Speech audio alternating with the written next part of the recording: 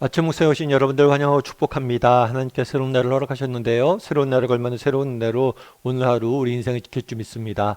오늘은 달리다굼이라는 제목을 가지고 마가복음 5장 35절부터 43절까지 말씀을 좀 살펴봤으면 좋겠습니다. 우리 35절부터 36절까지 말씀을 같이 한번 읽어볼까요? 아직 예수께서 말씀하실 때에 회당장의 집에서 사람들이 와서 회당장에게 이르되 당신의 딸이 죽었나이다. 어찌하여 선생을 더 괴롭게 하나이까? 예수께서 그 하는 말을 곁에서 들으시고 회당장에게 이르시되 두려워하지 말고 믿기만 하라 하시고. 네, 오늘 본문에 보면 회당장과 예수님이 동행하시는 모습들을 보게 됩니다. 그래서 우리는 또 누군가가 예수님을 만나서 함께 대화를 나누고 동행하고 있구나라고 생각하기 쉽습니다. 하지만 이는 매우 특별한 일입니다. 이 회당장은 그 당시 매우 높은 지위의 종교 지도자였어요. 그리고 당시 대부분의 종교 지도자들은 예수님을 배척하고 예수님과 대립하고 있었습니다. 따라서 종교 지도자였던 그중에 높은 지위가 있어도 회당장이 예수님과 함께 있다는 것은 결코 흔한 일은 아니었어요. 특별히 오늘 본문에 읽지 않았지만 처음 예수님 회당장을 만날 때 회당장이 무릎을 꿇고 예수님을 맞이하고 그에게 부탁하는 모습들을 보게 됩니다. 사실 이렇게 높은 지위에 있는 사람이 게다가 정말 자신의 지위와 신분이나 이런 모든 것들을 내려놓고 또 정치적 입장도 갈리고 있잖아요. 근데 자신의 모든 것들을 내려놓고 예수님 앞에 무릎 꿇는 것은 결코 쉬운 일이 아니었을 겁니다. 그렇다면 왜 회당장이 이렇게 예수님 앞에 무릎을 꿇었을까요? 그 이유는 회당장에게 12살 난 딸이 한 명 있었습니다. 근데 이 딸이 큰 병에 걸렸어요. 회당장이라는 지위에도 알 수 있듯이 그가 가지고 있는 많은 노력들을 다해서 힘을 다해서 딸을 살리려고 노력했어요. 하지만 이 딸을 결코 구할 수 없었습니다. 딸의 병세가 점점 깊어졌어요. 그래서 모든 것을 내려놓고 예수님을 찾아온 거죠. 딸을 살리기 위해서. 이런 예수님 야이로의 부탁에 예수님은 그와 동행하면서 야이로의 집을 향해 가고 있을 때였어요. 특별히 이 가는 도중에 뭘 만났냐면 어저께 살펴본 것처럼 12해 혈루증을 앓는 여인을 만나게 됐죠. 그래서 이 여인을 예수님이 고쳐주십니다. 정말 이 여인이 내가 예수님 옷자락 하나만 만져도 고침을 받겠다라는 생각으로 옷자락을 만졌는데 그 여인이 고침을 받았어요. 이게 어디냐면 회당장의 집으로 가는 도중에 여정 중에 일어났던 일이. 그럼 이때 이런 혈루증 여인의 모습을 보고 회당장은 어떤 생각이 들었을까요? 12년 동안 꼼짝달싹도 못했던 여인을 고친 거잖아. 그러면 우리 딸도 예수님 살릴 수 있겠구나 라는 기대를 가졌을 거예요. 내가 잘 찾아왔구나 이런 소망을 가졌을 거예요. 그런데 문제는 그 다음이었어요. 회당장 집으로 가고 있을 때 회당장 집에서 사람들이 왔습니다. 사람들이 와서 뭐라고 이야기해요? 당신의 딸이 죽었다고 이야기하는 거예요. 이 말을 들은 회당장의 심정은 어땠을까요?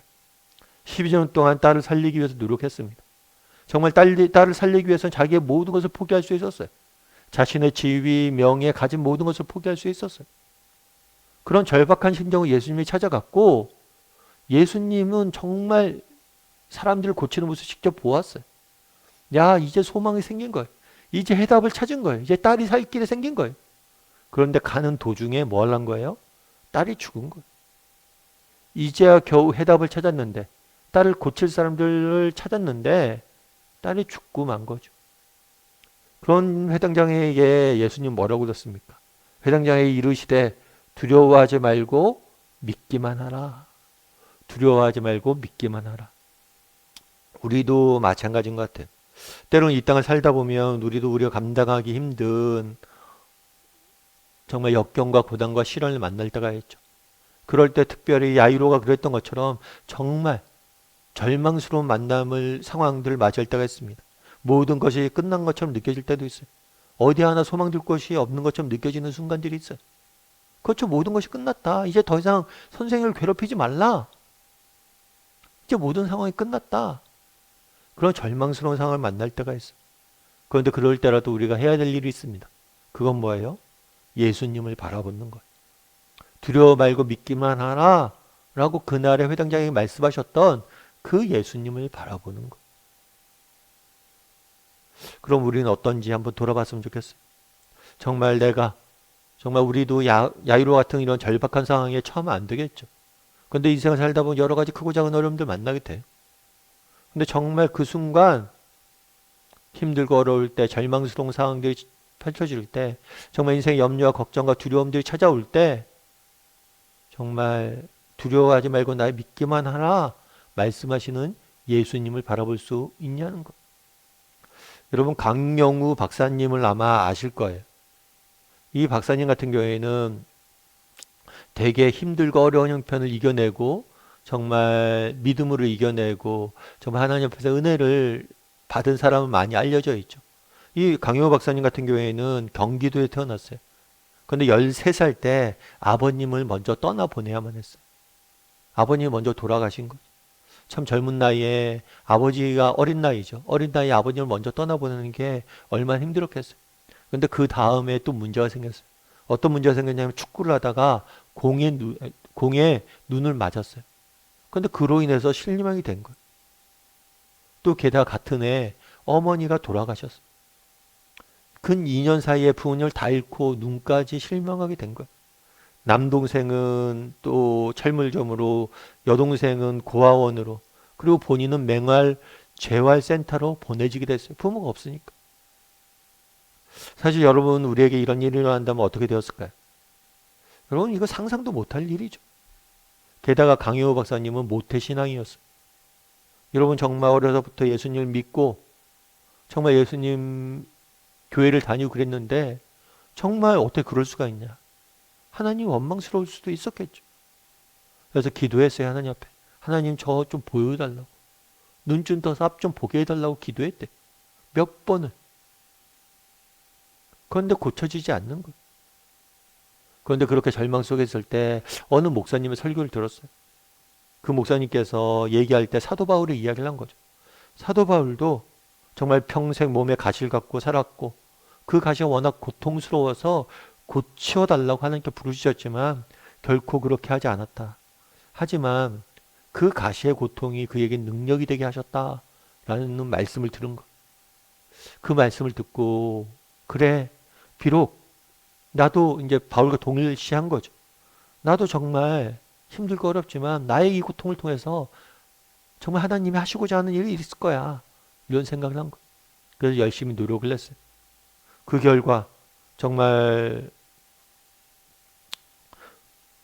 장애인이고 눈도 안 보이고 그런데 열심히 공부를 해서 연세대학교를 졸업하고 정상인도 쉽지 않는 미국 유학기로 올라서 우리나라 최초로 시각장애인 박사가 된 거예요. 그리고 나중에는 미국 연방 정부의 백악관에 정말 국가장애위원회 차관 복까지 백악관에 지낼 정도로 정말 인정을 받고 발탁된 대로 열심히 정말 사역을 했던 거죠. 그러면서 그분이 쓴 책 제목이 뭐였냐면 우리가 오르지 못할 산이 없다는 거. 우리가 오르지 못할 산이 없다는 거. 여러분, 우리도 한번 돌아봤으면 좋겠어요. 여러분, 우리도 강효우 박사님과 같은 야이로와 같은 그런 절망스러운 상황까지 우리는 안 갔잖아요. 그런데 정말 그날에 두려워 말고 나 믿기만 하라는 예수님의 말씀을 야이로는 믿었잖아요. 강효우 박사 같은 경우는 실명하고 부모님을 다 잃어버리고 온 가족을 부르짖었으면서도 정말 믿음을 잃지 않았잖아요. 바울을 사용하신 것처럼 나도 쓸 것이다. 우리는 어떠냐는 거. 우리는 정말 이런 절망스러운 상황에 처하지 않고 정말 우리가 삶의 크고 작은 문제를 만났을 때 정말 예수님을 바라보냐는 거. 두려워 말고 믿기만 하라 말씀하시는 그 예수님을 바라보냐는 거. 바라기는 그날의 야이로가 그랬던 것처럼 또 많은 믿음의 선배들이 그랬던 것처럼 정말 예수님을 바라봤으면 좋겠어요. 우리 인생의 고통이 달라올 때, 시련이 찾아올 때, 도저히 내가 감당할 수 없는 그런 어려움이 찾아올 때도 그 예수님을 바라봤으면 좋겠어요. 두려워 말고 믿기만 하라 말씀하시는 그 하나님을 바라봤으면 좋겠어요. 그럼 그 하나님께서 정말 야이로의 딸을 살렸던 것처럼 정말 많은 믿음의 선배들의 삶을 선하게 인도하셨던 것처럼 우리의 삶도 선하게 인도하실 거예요.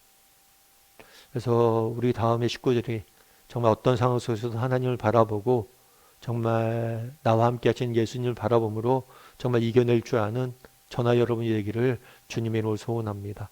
우리 함께 기도했으면 좋겠는데요. 기도하실 때 오늘 말씀 기억하면서 함께 기도했으면 좋겠습니다. 정말 오늘 본문의 야이로처럼 우리도 정말 우리가 감당하기 힘들고 어렵고 지치는 그런 상황들에 절망적인 순간에 만날 때가 있습니다. 그럴 때라도 정말 두려워 말고 믿기만 하라 말씀하신 예수님을 바라보게 해달라고. 그리고 그 예수님을 바라봄으로 믿음의 길을 걸어가게 해달라고. 정말 지금 당장 이해할 수 없지만 우리와 동행하신 그 예수님을 바라봄으로 믿음의 경주를 끝까지 달려가는 사람들이 되게 해달라고 기도해 주시고, 또 오늘 하루 세상 속에 살아가야 됩니다. 하나님께서 우리 인생과 동행하여 주시고 함께하여 주셔서 지금의 어려움들을 잘 이겨낼 수 있도록 이 시간 함께 기도하도록 해서 같이 기도하시겠습니다.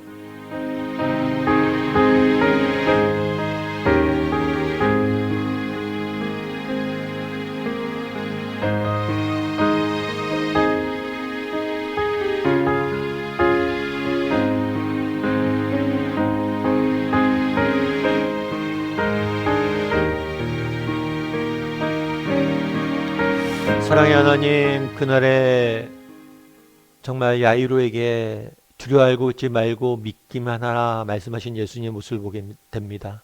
정말 지금도 우리에게 동일하게 말씀하고 계심을 믿습니다. 두려워하지 말고 믿기만 하라. 정말 이 땅 살다 보니 우리가 부득이하게 정말 시련과 역경도 만나고 참 계획된 일들이 뜻대로 이루어지지 않고 정말 여러 가지 어려움들 속에서 신음하고 지칠 때가 있습니다.